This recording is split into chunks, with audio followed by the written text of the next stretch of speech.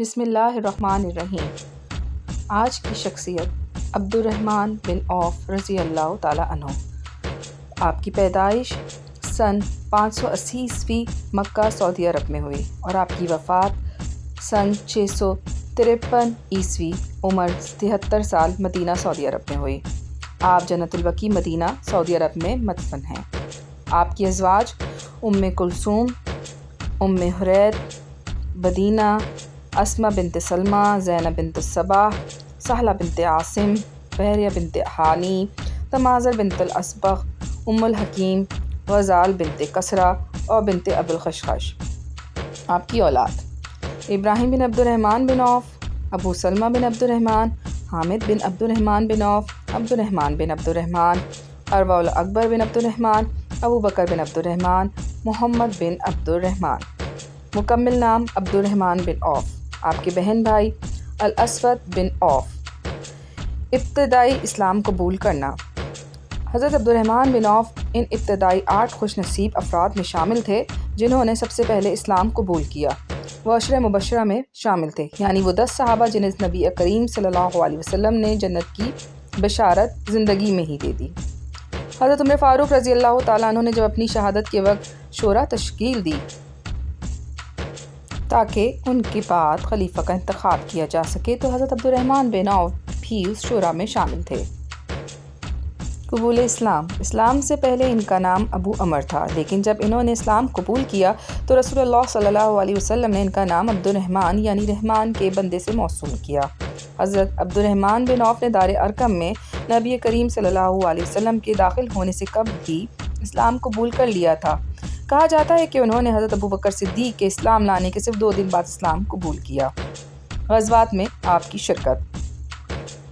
غزوہ بدر اور غزوہ احد میں بہادری سے شرکت کی۔ غزوہ احد میں ڈٹے رہے اور شدید زخمی ہوئے۔ جسم پر 20 سے زائد گہرے زخم آئے۔ جہاد صرف میدان جنگ تک محدود نہ تھا بلکہ اپنے مال سے بھی اللہ کی راہ میں بے دریغ خرچ کیا۔ غزوہ تبوک اور نبی کریم صلی اللہ علیہ وسلم کی امامت۔ جب نبی کریم صلی اللہ علیہ وسلم نے غزوہ تبوک کے لیے صحابہ کرام کو مالی امداد دینے کی ترغیب دی تو حضرت عبد الرحمن بن عوف سب سے پہلے لبیک کہنے والوں میں شامل تھے۔ اسی سفر کے دوران ایک موقع پر نبی کریم صلی اللہ علیہ وسلم موجود نہ تھے تو حضرت عبد الرحمن بن عوف کو امام بنایا گیا، اور جب وہ نماز پڑھا رہے تھے تو نبی کریم صلی اللہ علیہ وسلم بھی نماز میں شامل ہو گئے اور حضرت عبد الرحمن کی ابتدا میں نماز ادا کی۔ یہ ایک بہت بڑا اعزاز تھا کہ امام الانبیاء نے ان کے پیچھے نماز ادا کی۔ نبی کریم صلی اللہ علیہ وسلم کے اہل خانہ کی خدمت۔ رسول اللہ صلی اللہ علیہ وسلم کے وصال کے بعد حضرت عبد الرحمن بن عوف نے نبی کریم کی ازواج مطہرات کی ضروریات پوری کرنے کی ذمہ داری لی۔ وہ ان کے ساتھ سفر میں بھی جاتے اور ان کی دیکھ بھال کرتے، حتیٰ کہ حج کے موقع پر بھی ان کے ہمراہ رہے تاکہ ان کو کوئی پریشانی نہ ہو۔ دولت اور سخاوت۔ رسول اللہ صلی اللہ علیہ وسلم نے حضرت عبد الرحمن بن عوف کے لیے دعا فرمائی کہ ان کے مال میں برکت ہو، اور واقعی ان کی تجارت میں بے پناہ ترقی ہوئی۔ وہ مدینہ کے امیر ترین صحابہ میں شمار ہوتے تھے۔ ان کے تجارتی قافلے مسلسل مدینہ آتے جاتے رہتے، جن میں گندم، آٹا، مکھن، کپڑے، برتن، عطر اور دیگر ضروری اشیاء ہوتی تھیں، مگر دولت نے ان کے دل میں بخل یا غرور پیدا نہ کیا۔ وہ ہمیشہ سخی رہے اور اللہ کی راہ میں بے پناہ خرچ کیا۔ ان کی عطیات کا اندازہ اس سے لگایا جا سکتا ہے کہ انہوں نے 40,000 درہم چاندی صدقہ دی، 500 گھوڑے مجاہدین کے لیے دیے، 1,500 اونٹ اللہ کی راہ میں دیے۔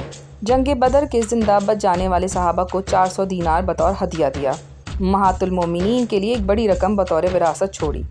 آپ کی وفات۔ حضرت عبد الرحمن بن عوف 73 سال کی عمر میں سن 653 میں مدینہ منورہ میں وفات پا گئے اور جنت البقیع میں دفن کیے گئے۔ ان کی سخاوت، بہادری اور نبی کریم صلی اللہ علیہ وسلم سے محبت ہمیشہ کے لیے تاریخ میں ایک روشن باب رہے گی۔